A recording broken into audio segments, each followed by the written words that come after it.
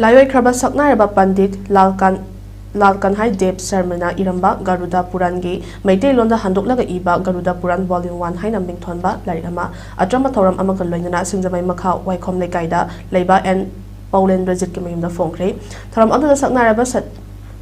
Sahitya ka retired professor Manipur University Huirem Bihari JN Dance Academy ge retired Nata Sankritana Guru L Lakpati amadi larik asibu handoklaga iriba Pratha Sarathi Das na thoram aduga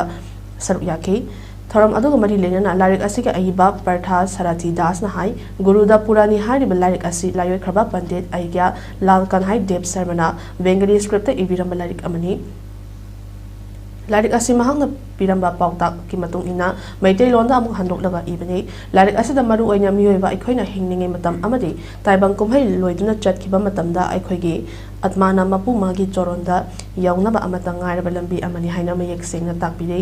miyoiba aikhoi asi aikhoina tawjuruba karmagi matung ina ponsigi poloi lepkani afaba karma tawragana saraga fattaba karma tawragana norokomda taba haibisi mayek sengna larik asina takpiri Mayana punsindana leiriba aikhoi miyoi mapok asi awabana thallaba taibang pan asi thadokuna chatpa matamda Garuda Purana takliba lambida chatpa ngamnavadi siba amadi pokpagi chakra asidagi nanthokuna mapu mahaki choron phangjaba ngami haina mahakna haiki Sargada matam koina leinanaba amata ngairba upai oiba du balaikni manamasina ngasigi tenbiriba khudimangna tungudimangna Garuda Purana se parbadi Masjid Taiba Pokta asi ilabadi amuhana awabagi makulorba